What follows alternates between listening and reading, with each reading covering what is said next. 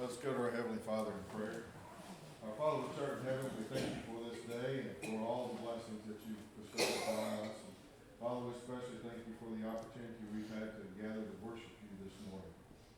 Father, at this time, as we set aside this time for a period of Bible study, we pray, Father, that you'll be with Tony and give him a happy recollection of those things he's prepared. And Father, more importantly, we pray that the students of the hour, that we will glean from your word. That as we open our Bibles, we'll open our hearts and our minds to your word. And Father, we'll take the opportunity to apply it to ourselves and examine ourselves closely as we read and study together. Pray, Father, that we'll always be a light, that we will be that light to others, and that we can take this knowledge that we learn and share it with others. This is our prayer in Christ's name. Amen. Amen. Well, before we actually start our class this morning, I have a question, and I mentioned it last week, and I don't know how many of you thought about it. I know some of you did because you've mentioned it to me, but our next class options. I want to finish the book of Acts this morning. I don't think I will, just because I went over and reviewed all of my notes, and I don't think I can accomplish that in one class, but if I were to, what would we study next week? I've had about 3 or 4 people say they'd like for us to go on into the book of Romans. And if you are interested in doing that, let me know. I've also had a couple of people suggest to me that they would like for me to do a study of the denominations again, what each of them believes and why they believe it. So if you would let me know, I'll try to, what your preference is. I'm just going to give you 2 options. That way I won't have to, have 14 others. But if you'll just let me know what you would prefer, then next week we'll be ready for either one, even if our class doesn't last fully the next time with the book of Acts. Well, let's begin this week. Let's go with chapter 27 and verse 35. Chapter 27 and verse 35. Last week when we left off, Paul was on the ship. The ship was in a major storm. Everybody was in a very serious way. They were afraid that they were going to die out there in the ocean. And I can understand when you look around you, there's a storm and all you can see is the water. You think, I'm going to drown here. Well, that's a situation where they are. So we pick up with verse 35. And when he had said these things, he took bread and gave thanks to God in the presence of them all. And when he had broken it, he began to eat. Paul had encouraged them to eat because they were going to be able to make it to land. Verse 36, then they were all encouraged and also took food for themselves. Notice, Paul uses this opportunity, as the Lord often did, to pray prior to the food, the partaking of the food, and the encouraging of them to eating of the food. But I want you to notice it says they were all encouraged. They took delight in the fact that what they thought was going to work out good for them because of Paul's statement. Now, verse 37 says, and in all we were 276 persons on the ship. Is that a pretty good sized boat? Have that many people? Because it's not just a passenger boat.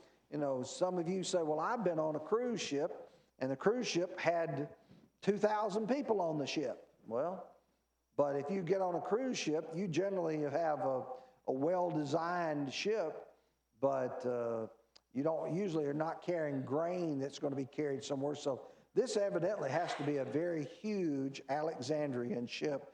And I think the part of the reason why Luke mentions this is because of how many souls there are. And each of those souls were precious there in verse 77.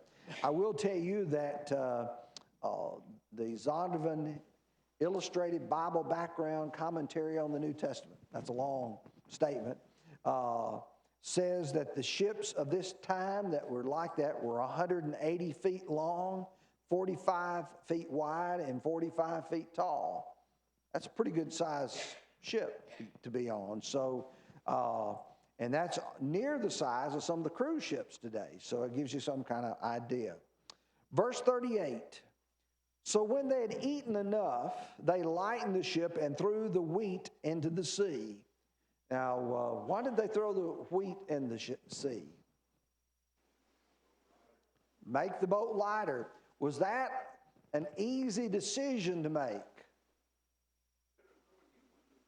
It's better than dying, and that's the only reason why they would do that, because if they were not to lighten the ship, it's a very good likelihood that they had already been worried about coming on the Syrtis sands.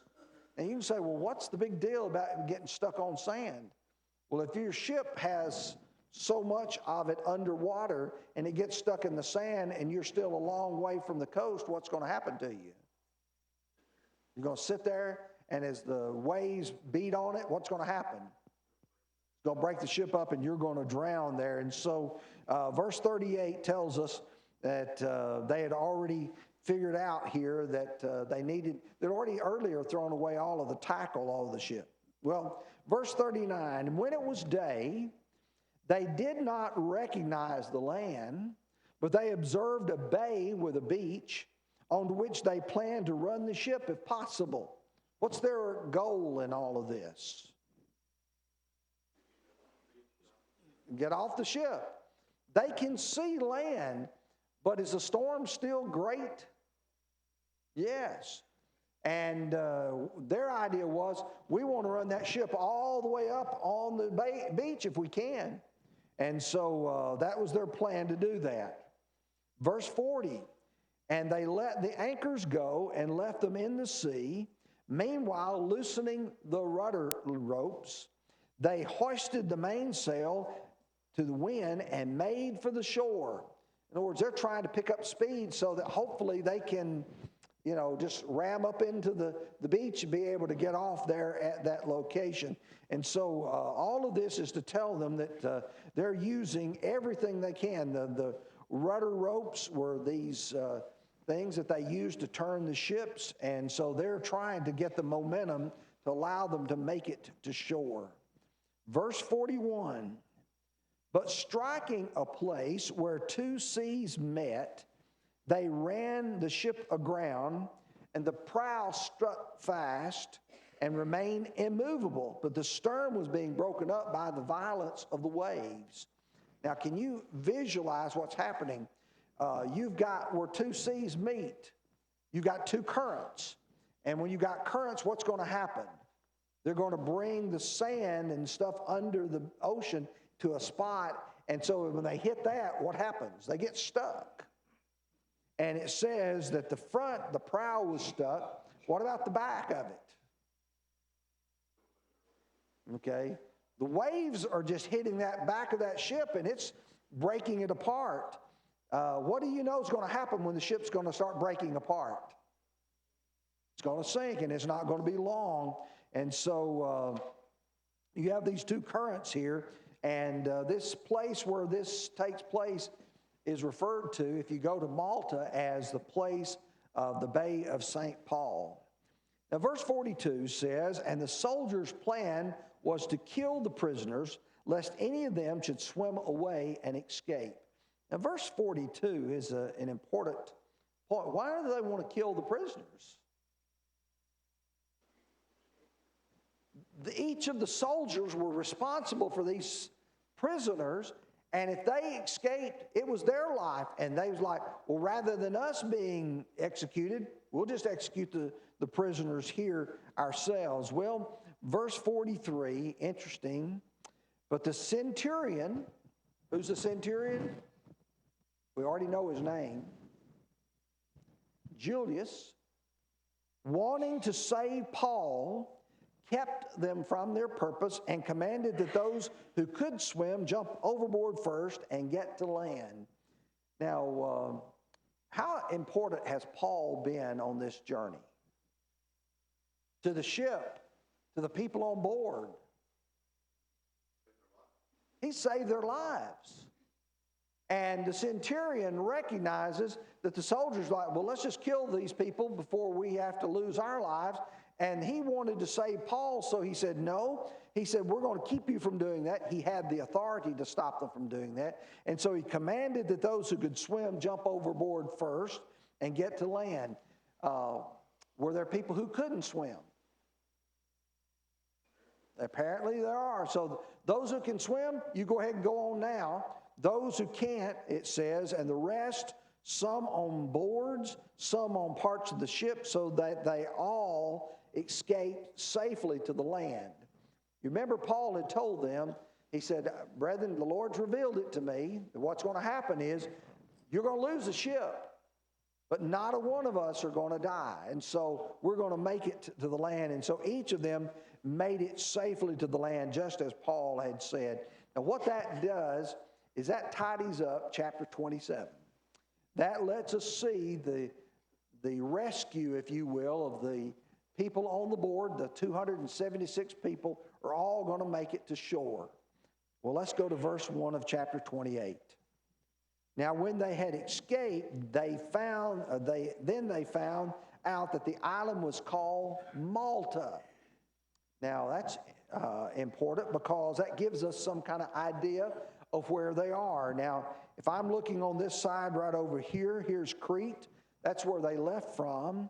Malta is where they are. Here's the important thing. 475 miles. And that's if you draw a straight line. If you look at the way they were pushed around, how many miles do you suppose they might have traveled? 500-600 at least.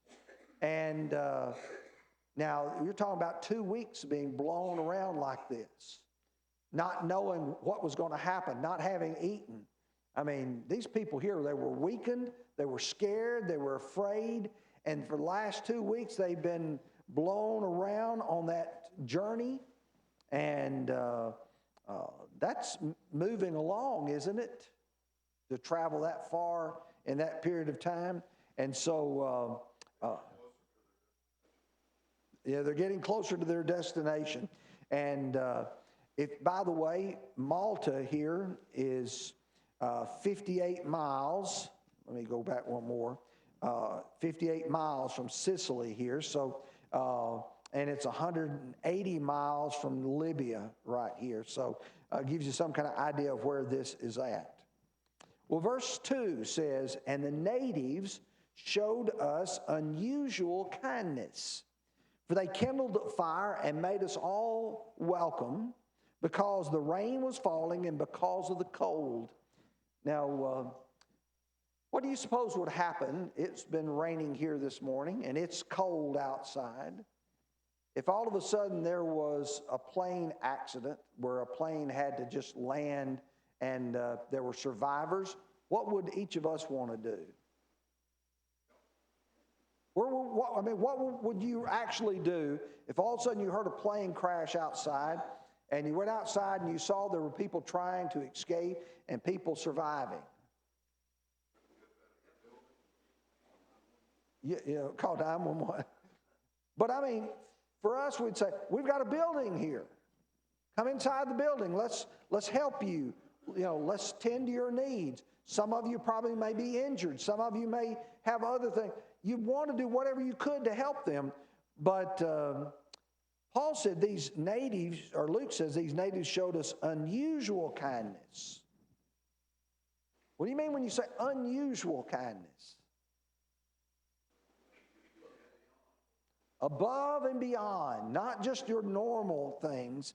It says they made us all welcome because of the rain that was falling and because of the cold. They didn't have the same kind of facilities that we have today. Here's 276 people wash on the shore, and you're going to try to do something. And so it says they kindled a fire. They made a fire for those people so they could get warm. I can imagine if it was cold outside and I've been in the water swimming, I want to get somewhere close to a fire, close that was warm. And so that's what you have them doing here. And some translations call these the barbarians. Do you know why? I think natives is a better term than barbarians. How did Rome view a barbarian? Anybody wasn't a Roman. They considered them and the Greeks cultured. Anybody else who wasn't as cultured as they were considered to be barbarians in here. So wet and cold people are appreciated. Verse 3, but when Paul had gathered a bundle of sticks and laid them on the fire, a viper came out because of the heat and fastened onto his hand. I want you to notice at least one thing about Paul here. What does he do? He's helping. He's a survivor. They had kindled the fire, but what does Paul say? I'm going to get out and help gather sticks to put on the fire myself. Sometimes people look around and they expect other people to serve them, but Paul says, I'm going to do what I can to try to show my appreciation. But he goes and there's a viper comes out. Well, if it's a viper, what kind of snake is it? The poisonous snake. And I would assume the people on the island of Malta could recognize what a poisonous snake would look like. It's fastened onto Paul's hand because of the heat. They're a cold-blooded creature. The heat comes, so it's going to come out of the fire and latches on Paul's hands. And it says in verse 4, so when the natives saw the creature hanging from his hand, they said to one another, no doubt this man is a murderer, whom though he has escaped the sea, yet justice does not allow him to live. What was their view about Paul? Got him. Tommy said karma. Here they use the word justice. The idea of fate. He shouldn't have lived, but he got past the ocean. But now what's going to happen to him? Well, the snakes bit him. And verse 5 said, but he shook the creature off into the fire and suffered no harm. Just shake it off, go on. Verse 6, however, when they were expecting that he would swell up or suddenly fall down dead. Now, I want to stop there because that's the end of the sentence, and that's a good place to stop.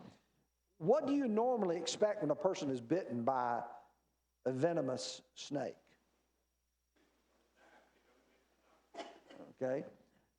You either may get violently ill or you'll die. Now, some are more venomous than others. Some people have been bitten by poisonous snakes and survived. But generally, what happens when you're bitten by a poisonous snake? It's going to swell up quickly. And that didn't happen.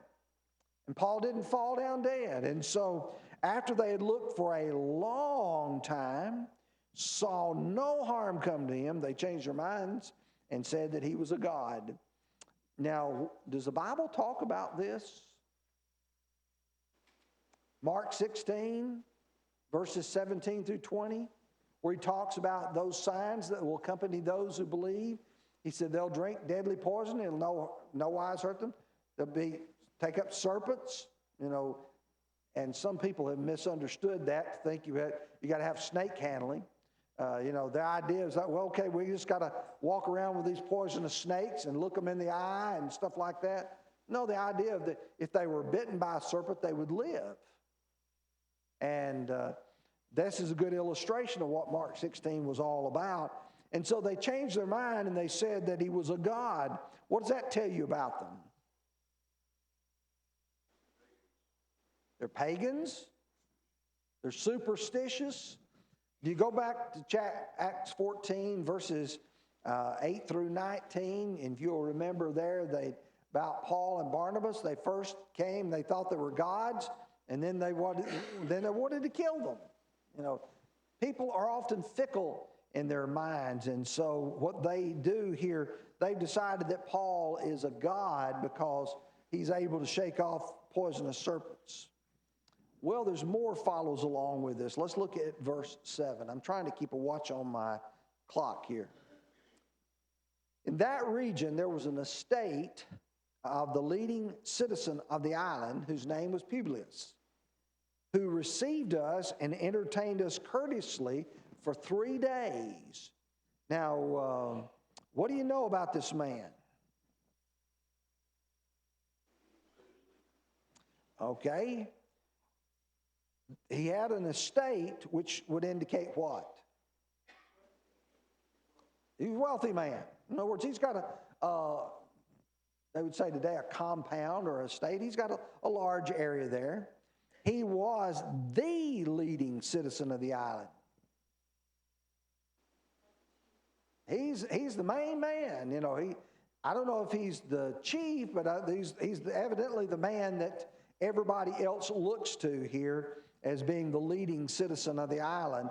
And so what he does, it says, he received us, entertained us courteously for 3 days. When he says us, I'm not sure if that's not 276 people. Being responsible for feeding that many people, and are they going to need to be fed? Going to need a place to stay? Yes. Now, how many of you would like to take the rest of this congregation that's here right now to the restaurant right afterwards? Or how many of you would you like to go to one of the grocery stores and buy enough food to feed all of us? Would that be expensive? What if you did that for 3 days? That's a lot of money. And it says he entertained us courteously. What does that mean? He was good to them. He treated these people like they were human beings. He didn't say, you guys now, y'all been here for 3 days, you're a bunch of freeloaders, get on out of here. That's not the way he treated them. And so he showed that unusual kindness that Luke referred to earlier. So now, verse 8, and it happened that the father of Publius lay sick of a fever and dysentery. And Paul went in to him and prayed, and he laid his hands on him and healed him. Now, again, here you have a second instance where some miraculous thing has taken place. Here's a man who is sick. And is Paul a physician? No. This man, how sick is he? Well, he has a fever and dysentery. What does that tell you?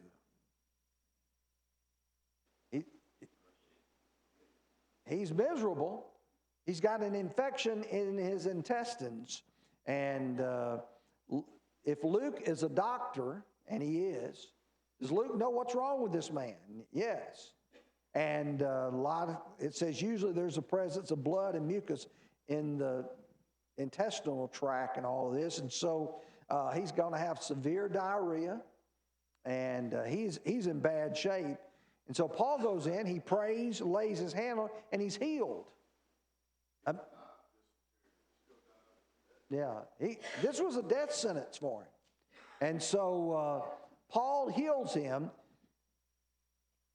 This makes me think when they showed the unusual kindness by kindling the fire, what did Paul do? He gathered sticks. Now Paul has been the recipient of kindness and courtesy. What does he do? He returns the favor. He's not someone to just take and not give back. He does what he can. Well, verse 9.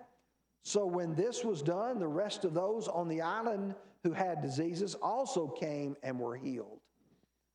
Do you suppose the news spread quickly of what Paul did for Publius' father? Yes. Does it achieve what Mark 16, 17 through 20 is all talking about? These people, he said, then they went everywhere, the Lord working with them, confirming the word through the accompanying signs. So they know what about Paul now? You know, he's a good man. He has power from God. And so, would you listen to a man that had that power? Absolutely you would. Well, verse 10, they also honored us in many ways, and when we departed, they provided such things as were necessary. What do you know about the Maltese people? They're generous, they're giving, they're kind, they're courteous people. Have y'all ever met people like that when you get in the presence of somebody that they're very generous, they're always helpful, willing to give? Well, that's exactly the kind of people they are here. And so going through verse 10, you have these people here who recognize that Paul is a messenger from God, and so they honored them in many ways. And we don't know what all of those many ways were, but we do know that when they were ready to move on, they provided such things that were necessary. What do you think would have been part of some of the things that would have been necessary? Food, but clothing. You know, if you've been on a ship and all of a sudden you've been washed overboard, and you've swam up and you've climbed up on that seashore, what do you think would happen to most of your clothes? Tattered and torn.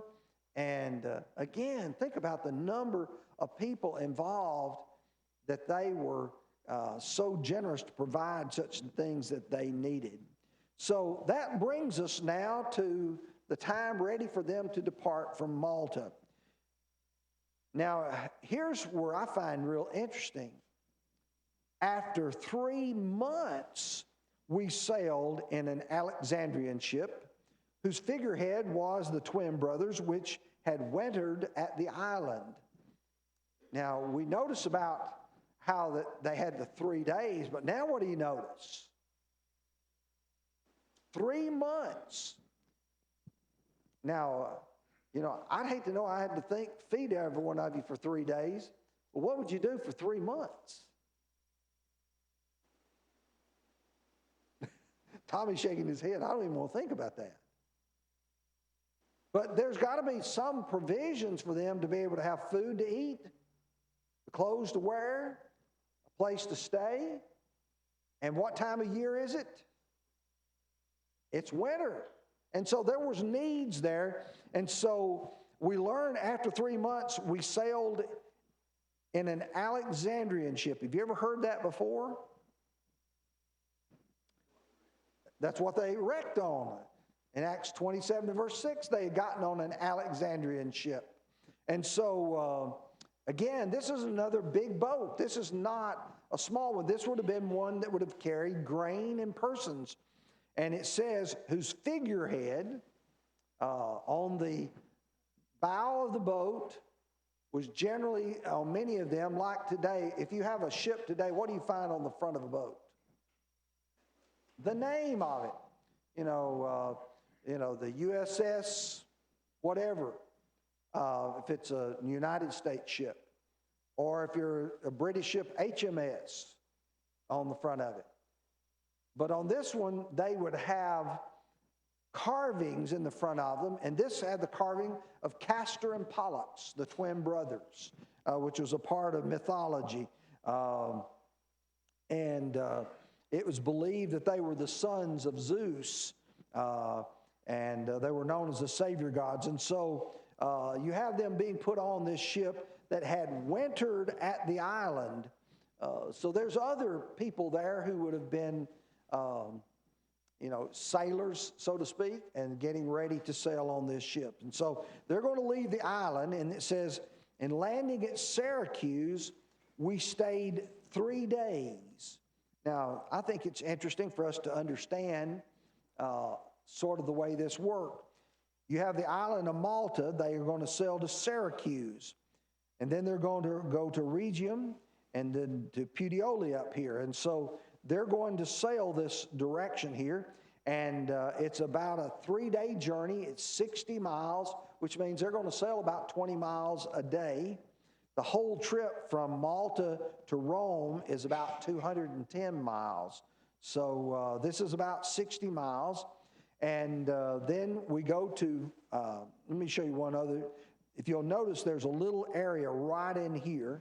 That's called the Strait of Messina, in between Sicily and between Italy today. I don't know how many of you remember when you took geography, they told you about Italy looks like a boot. What does Sicily look like? A football. So Sicily is the island where Syracuse is at. Here's Malta, the island. Here's Syracuse, and they're going to go up to Rhegium, is going to be on the very tip of Italy there. So they're going to make that journey. And it says, and from there we circled around and reached Rhegium. And after one day, the south wind blew, and the next day we came to Puteoli. And what's interesting, if you read a little bit about Puteoli, it's actually a part of Naples today. It's the harbor right there at Naples, but it was known for smelling bad. In fact, if you smell something real bad, the old Pepe Le Pew, Puteoli stinks. There's a lot of sulfur there, so that's the way it got its name. And so they sailed there, which is about 80 miles from Syracuse, and so that's where they're making their journey. And there's a port there, which probably Paul and that group arrived at, and you can see today where the port there is at Puteoli. But what I find interesting is you get to verse 14, and it says, where we found brethren, and were invited to stay with them 7 days, and so we went toward Rome. What does Luke mean when he says we found brethren? There's Christians there. Paul hadn't been here before. How did these people get here? How did they become brethren? Okay. There's 2 or 3 explanations that are possible. You remember on the day of Pentecost? Where were people from? Everywhere. It's possible that some of these people were Jews who came to Pentecost and on the day of Pentecost and were there, learned the truth, became Christians, and went back home. There's another possibility. When we're studying Acts chapter 19, it says, and all Asia heard the word of the Lord. You remember in Acts 18 who Paul met? They were also tent makers. Aquila and Priscilla. Where had they come from?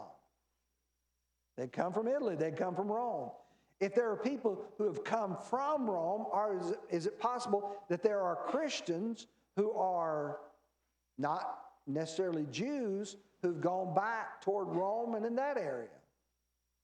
So those are at least a couple of explanations of why brethren are there. But evidently they're looking for somebody. And so it says, we found brethren. They invited us to stay with them. Now, I find that interesting. Stay with them. It's possible if Paul had taught people at Ephesus and they had traveled from Ephesus, they might have even known Paul. We don't know. Luke doesn't tell us that, but Notice they invited them to stay with them. What does it tell you about Paul as a prisoner? Even at this point, he's been given a lot of liberty to go and stay with brethren. If you were transporting a prisoner and you were traveling, say, through, let's say I'm the prisoner, and you were traveling through North Alabama, and you find out I've got family who lives in North Alabama, and you say, well, you can go stay at your folks' house for a few days, for 7 days. You think that would happen? No. But Paul has already demonstrated himself to be trustworthy, and so they go and they stay with him 7 days. And so he says, we went toward Rome.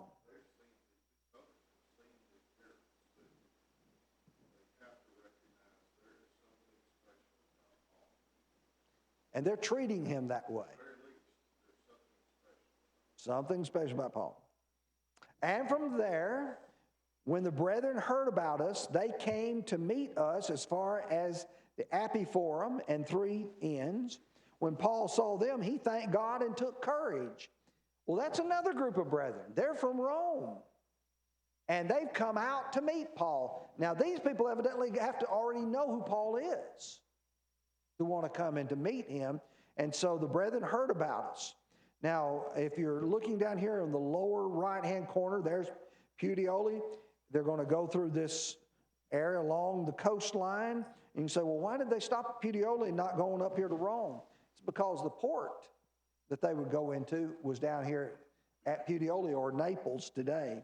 And so the first place they're going to come to is the Forum of Appius, and then up the road a little bit further was the 3 taverns, it says, where they had come to. Now, a little bit of idea about this. The Appii Forum is 43 miles from Rome, and the 3 taverns are 33 miles, so there's 10-mile difference between them. And here's a Roman milestone at 43, which marks the milestone from Rome. And it still exists today. And there's the pavement of the road that they would have followed. And here's where the 3 taverns are at. There's an archaeological excavation there. It's back here in the back area, but gives you some kind of idea that there's still an emphasis on that. And here's the Via Appia, the Appian Way that approaches Rome, and so they're coming toward the city. Well, let's look at verse 16 now.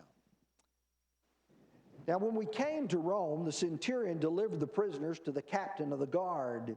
But Paul was permitted to dwell by himself with the soldier who guarded him. Now, why would that take place?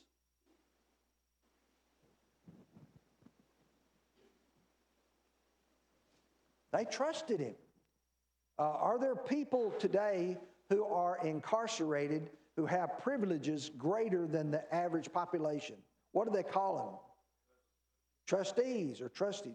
Well, Paul is given this permission now to live or dwell by himself with the soldier who guarded him. He wasn't given full liberty, but he was able to dwell by himself.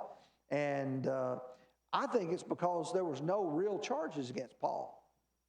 You remember, nothing against him had been deserving of death, and so they know who Paul is.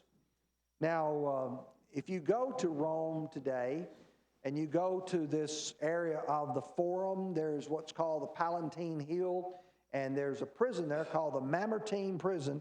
And I don't know if you can read on this, but you can start at the bottom down here at the bottom. You see that? That's the word for apostles, and it says Petro Apollo. You know who Petro is, don't you? Peter. Who's Paulo? Paul. Paul's not in this prison. You know why Paul wasn't in this prison? Luke tells us he dwelled in his own house. And so they built that. Now, and by the way, that's Jane Flatt right there. Jane, do you recognize yourself? But that's in the prison and where they were kept. There are a lot of interesting details. I don't have time to go into all of those, but those are there in Rome. And there's a part of the Roman Forum. Now in the Roman Forum, there's what's called the Arch of Titus, which had been built just a few years after Paul was here. And what's interesting about that is when the Romans came against Jerusalem and they carried them off captive, do you see what they have right there in the middle of it? The soldiers are toting the golden menorah, the lampstand that would have been a part of the temple area. Okay, let's pick up with verse 17. And it came to pass after 3 days that Paul called the leaders of the Jews together. So when they had come together, he said to them, Men and brethren, though I have done nothing against our people or the customs of our fathers, yet I was delivered as a prisoner from Jerusalem into the hand of the Romans, who, when they had examined me, wanted to let me go, because there was no cause for putting me to death. But when the Jews spoke against it, I was compelled to appeal to Caesar, not that I had anything of which to accuse my nation. For this reason, therefore, I have called for you to see you and to speak with you, because for the hope of Israel I am bound with this chain. Then they said to him, We neither receive letters from Judea concerning you, nor have any of the brethren who came reported or spoken any evil of you. Now, that's just astounding to me. The people who come from, these are Jews that Paul's meeting with now, and he says, those who come have not reported and they've not spoken any evil of you. Does that strike you as just remarkable? What's so remarkable about that? Here's a man they wanted to kill. Here's a man who had 40 people who were willing to die, but they haven't heard anything bad. So, yeah, and they may have heard about the shipwreck too. But here's their response. But we desire to hear from you what you think, for concerning this sect, we know that it is spoken against everywhere. Now, in this section here, they again use the term sect that has been used earlier. In chapter 5, verse 17, it was talking about the sect of the Pharisees and the Sadducees. In chapter 15, in verse 5, and then in chapter 25, verses 5 and 14, Paul says, I've been accused of being a part of the sect of the Nazarenes. How did many of the Jews view Christians?